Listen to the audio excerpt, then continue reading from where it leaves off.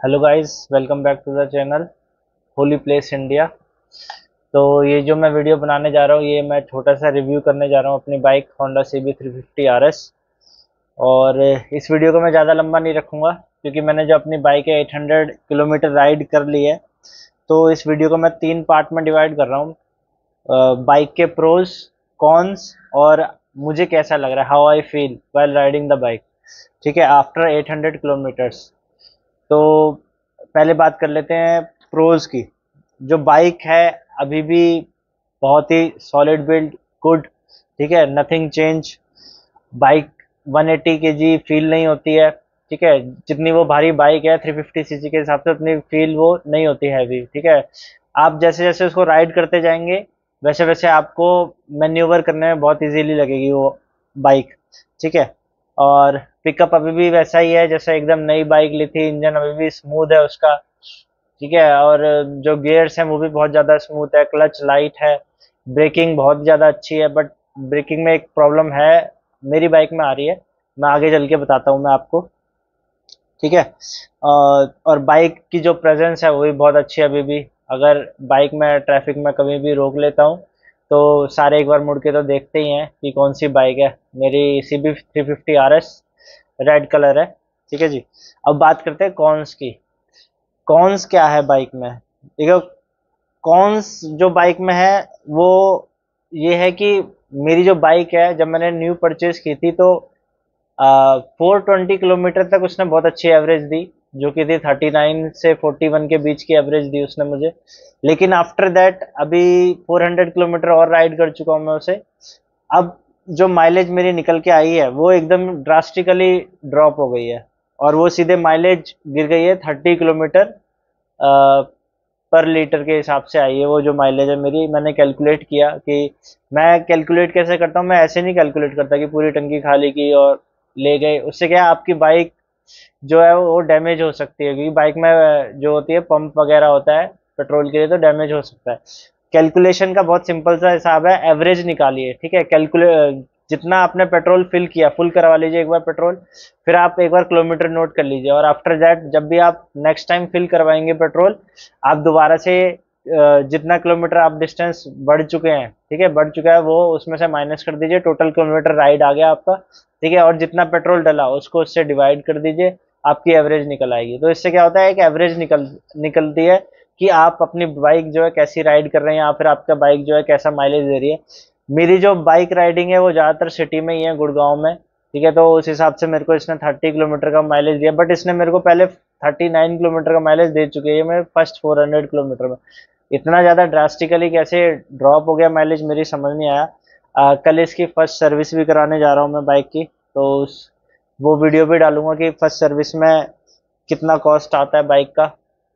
ठीक है जी। तो फर्स्ट कॉन तो ये था कि माइलेज जो है एकदम ड्रॉप हो गई है, और दूसरा जो कॉन है वो इसका मतलब ठीक नहीं हो सकता वो कौन। उसके लिए क्या है, इसका मॉडिफिकेशन ही करनी पड़ेगी, चेंज करना पड़ेगा। वो है कि जो ये बारिश में गंदी होती है, वो तो आई थिंक सब RS वालों को पता ही होगा। कुछ RS वाले तो अपना मड फ्लैप भी जो है वो चेंज करवा लेते हैं, से हाईनेस का लगवाते हैं। बट मैं ऐसा नहीं करूंगा, थोड़ा मेहनत लगती है उसमें, साफ करना पड़ता है बार बार।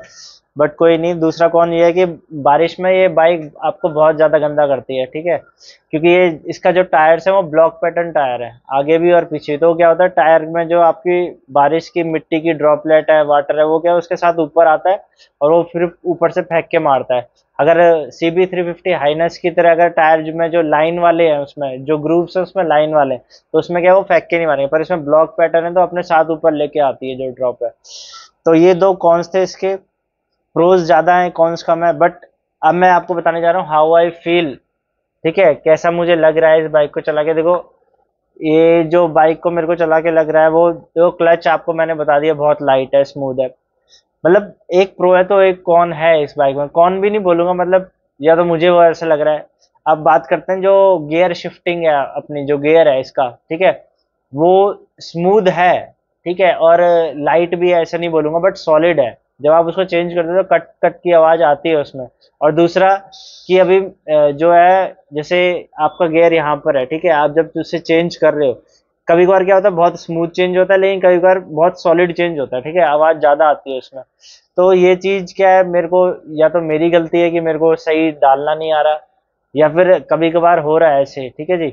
तो जो उसका गियर है वो थोड़ा सा सॉलिड है, आवाज भी करता है और कभी कभार स्मूथ चेंजली भी नहीं होता। पहली जो चीज है जो मेरे को लगी है, ये क्लच लाइट है, इसका क्लच बहुत ज्यादा लाइट है, उसमें कोई दिक्कत नहीं होती। दूसरा है इसका जो अब मेरे को कौन फील हो रहा है, पहले नहीं होता लेकिन अब 800 किलोमीटर के बाद मेरे को फील हो रहा है, वो है कि इसका कि जब आप सिटी में इसको राइड कर रहे होते हैं तो आपको गियर जो है जल्दी चेंज करने पड़ते हैं, ठीक है। खासकर आपको सेकंड थर्ड जल्दी चेंज करना पड़ता है, जैसे खाली रोड आती है फिर आपको थर्ड से फोर्थ डालना पड़ता है।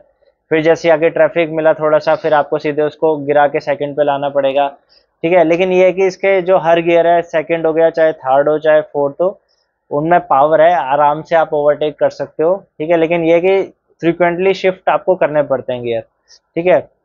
और जो अब एक कौन है इसका कि वही जो मैंने आपको बताया, ये 180 kg फील नहीं होती है, अभी भी मेरे को लाइट लगती है बाइक, ठीक है। लेकिन ऐसा नहीं है कि आप स्प्लेंडर की तरह से निकाल दोगे ना, भाई 180 kg है तो नहीं निकलेगी ना स्प्लेंडर की तरह, आपको समझना पड़ेगा, ठीक है। हाँ, उसी के साथ दूसरा कौन क्या है कि मैं पहले समझता था कि CB 350 RS ले ली तो अब तो कोई मेरे को हरा ही नहीं सकता, ठीक है, आराम से एकदम रेस दो और भगा दो। ऐसा नहीं है बिल्कुल भी, ठीक है। ये जो बाइक है थोड़ी स्मूथ राइडिंग के लिए बनी है, ये भगाने के लिए इतनी नहीं बनी। जब हाईवे पे आप हो गए, हाँ, तो फोर्थ गियर में आप 80 से जब आप ऊपर जाओगे ना, तो आपको कोई कैच नहीं कर सकता, ये गारंटी है, ठीक है। लेकिन इन सिटी आप नहीं भगा सकते इस बाइक को, ज्यादा भगाओगे तो वही है कि एक्सीडेंट होने का खतरा रहेगा। तो आप ऐसा इसको स्प्लेंडर या पल्सर की तरह मत समझना कि इधर उधर कट मार के निकल लोगे, उनका वेट बहुत कम होता है, ठीक है। तो वेट टू रेशियो में के मामले में वो थोड़ा सिटी में फास्ट होती है बाइकें, उनसे आप ये समझ रहे हो कि उनसे रेस कर लोगे सिटी में, तो नहीं है ऐसा। ये बाइक हैवी है पर ये स्मूथ राइड देती है, ठीक है। लेकिन जब आप हाईवे पे इसको लेके जाओगे तब इसकी अच्छी आपको असली क्वालिटी पता चलेगी, कितनी अच्छी बाइक है, ठीक है। दूसरा इसका प्रेजेंस बहुत ही ज्यादा अच्छी है, ठीक है। बहुत अच्छी लुक है इसका, जब खासकर इसको जब साइड स्टैंड पे खड़ा करके आप देखोगे तो बहुत अच्छा लुक आता है इसका, ठीक है। और दूसरा एक अच्छी चीज है जो बहुत ही ज्यादा प्रैक्टिकल है, इसमें साइड स्टैंड के साथ साथ डबल स्टैंड भी आपको मिलता है। तो उससे क्या होता है, आपको चेन वगैरह साफ करने में, वॉश वगैरह करने में बहुत ज्यादा आसानी होती है, ठीक है जी। बहुत सारी बाइक है जिसमें जिसमें सिर्फ सिंगल स्टैंड आता है, जैसे कि आपकी ट्रायम्फ हो गई, और भी बहुत सारी बाइक होती हैं आपकी जिसमें सिंगल स्टैंड आता है, तो इसमें डबल स्टैंड आता है। ये बहुत बड़ा, मैं ये बोलूंगा इसका एक तरह से प्रो है, ठीक है। और टायर की जो ग्रिप है वो बहुत अच्छी है इसकी, वेरी गुड, मैं तो ये बोलूंगा, ठीक है। अब जो मेरे को एक इशू आ रहा है ब्रेकिंग में, वो उसकी बात कर लेते हैं। वो है कि मेरा जो रियर ब्रेक है ना, उसमें या तो ब्रेक ऑयल बहुत लेवल कम हो चुका है, या उसमें पीछे वाला ब्रेक ऑयल खत्म हो गया चुका है। देखो, दो होते हैं, एक तो आपके हैंडल के ऊपर लगा होता है वो आगे वाले डिस्क ब्रेक का ब्रेक ऑयल होता है, और जो एक पीछे साइड में होता है वो आपका व्हाइट कलर का, वो आपका होता है रियर वाले डिस्क ब्रेक का ब्रेक ऑयल होता है, ठीक है। तो उससे क्या होता है, मेरे को ब्रेकिंग में फर्क पता चल रहा है कि जब मैं ब्रेक मार रहा हूँ ना, तो ऐसा लग रहा है कुछ मेटल वेटल का तार जो है खींच रहा है, या ब्रेक जो है ठीक से लग नहीं रहे, ये कुछ खिंचा खिंचा सा लग रहा है, स्मूथ ब्रेकिंग हो नहीं रही। तो कल सर्विस सेंटर तो जा ही रहा हूँ मैं, तो उसमें इसको रिजॉल्व करवा लूंगा मैं, ठीक है। बाकी यही थी वीडियो आफ्टर 800 किलोमीटर्स। देखो, बाइक अच्छी है, ऐसी बात नहीं है, 2.50 लैक्स के अंदर। अभी भी मैं यही बोलूंगा कि अगर कोई फैमिली के लिए सॉलिड बाइक देख रहा है, लॉन्ग टर्म के लिए बाइक देख रहा है, ठीक है, तो ये बेस्ट बाइक है, ठीक है। अगर कोई जिसका मन है कि सिंगल से राइड करना है और रेस वगैरह करनी है, तो फिर तो वो किसी भी बाइक पे जा सकता है। लेकिन अगर कोई सॉलिड बाइक देख रहा है विद फैमिली, तो RS और हाइनेस दोनों ही बेस्ट बाइक है, उनसे बेस्ट कोई बाइक नहीं है। 10 ईयर्स की आपको वारंटी मिल रही है इस बाइक पे, बहुत बड़ी चीज़ है। अभी भी शायद ऑफर चल रहा है अगस्त में कि 10 ईयर्स की वारंटी दे रहा है होंडा अपने इंजन पे, अच्छी चीज़ है। तो बस यही वीडियो फिनिश करते हैं, कल जब मैं सर्विस करा के आता हूँ तो आपको बताता हूँ कितना ज़्यादा कॉस्ट लगा उसमें सर्विस में, और सारी चीज़ें जो मेरे को इशू आ रहे हैं वो रिजॉल्व हुए या नहीं हुए, ठीक है जी। तो ओके, आई होप आपको वीडियो पसंद आई होगी।